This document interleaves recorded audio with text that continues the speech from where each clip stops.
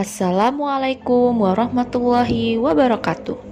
Perkenalkan, saya Andi Nur Fitriani, mahasiswa PPG Prajabatan Universitas Pakuan dari kelas GK2. Pada kesempatan kali ini, saya akan merefleksikan topik 1 tentang pengantar perspektif sosial, budaya, ekonomi, dan politik dalam pendidikan Indonesia. Pada mata kuliah Perspektif Sosiokultural dalam Pendidikan. Sebagai pengantar pada topik ini yaitu pendidikan zaman kolonial. Pendidikan pada masa penjajahan Belanda pada awalnya hanya digunakan untuk memenuhi kebutuhan bangsa Belanda di Indonesia. Pada perkembangan selanjutnya, pendidikan digunakan sebagai alat penjajah untuk mencetak tenaga kerja murah atau pegawai rendahan yang sangat diperlukan untuk berkepentingan Belanda. Nah, tujuan dan kebijakan politik pendidikan yang dibuat dan diterapkan oleh Belanda ini semata-mata hanya untuk kepentingan pemerintah kolonial Belanda saja. Secara umum, sistem pendidikan di Indonesia pada masa Belanda diterapkan dengan cara yang pertama, pendidikan dasar meliputi jenis sekolah dengan pengantar bahasa Belanda, bahasa daerah, dan sekolah peralihan. Yang kedua, pendidikan lanjutan yang meliputi pendidikan umum dan kejuruan. Yang ketiga, pendidikan tinggi.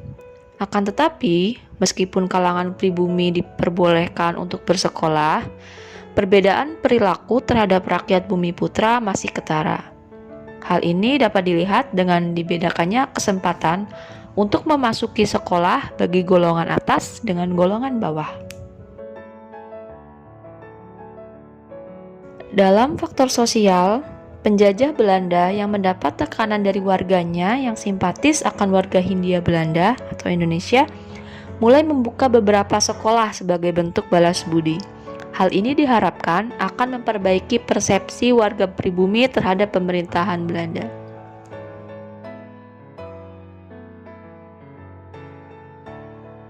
Dalam faktor budaya, bahasa pengantar sekolah berpengaruh sangat besar akan berjalannya pendidikan di kedua masa penjajahan.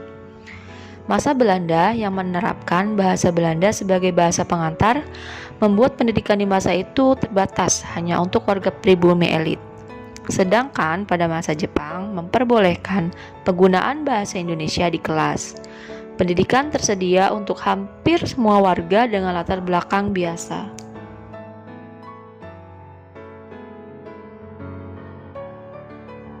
Faktor ekonomi mempengaruhi terbatasnya pendidikan pada warga pribumi karena pendidikan hanya untuk keturunan Belanda dan para bangsawan saja, tidak untuk warga pribumi.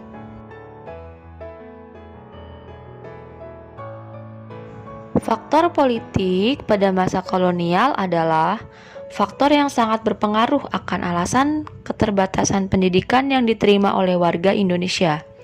Semua yang dilakukan bagi para pemerintah kolonial, baik Belanda maupun Jepang, bukanlah dengan tujuan untuk mencerdaskan bangsa Indonesia, namun sebagai bentuk propaganda dan untuk keuntungan mereka semata.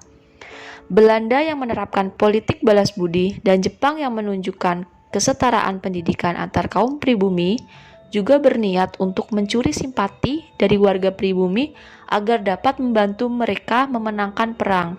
Jadi, faktor politik di sini hanya untuk kepentingan para penjajah Belanda ataupun Jepang saja. Baik, demikianlah refleksi topik 1 mengenai pengantar perspektif sosial, budaya, ekonomi, dan politik dalam pendidikan Indonesia. Semoga apa yang disampaikan dapat bermanfaat. Terima kasih. Wassalamualaikum warahmatullahi wabarakatuh.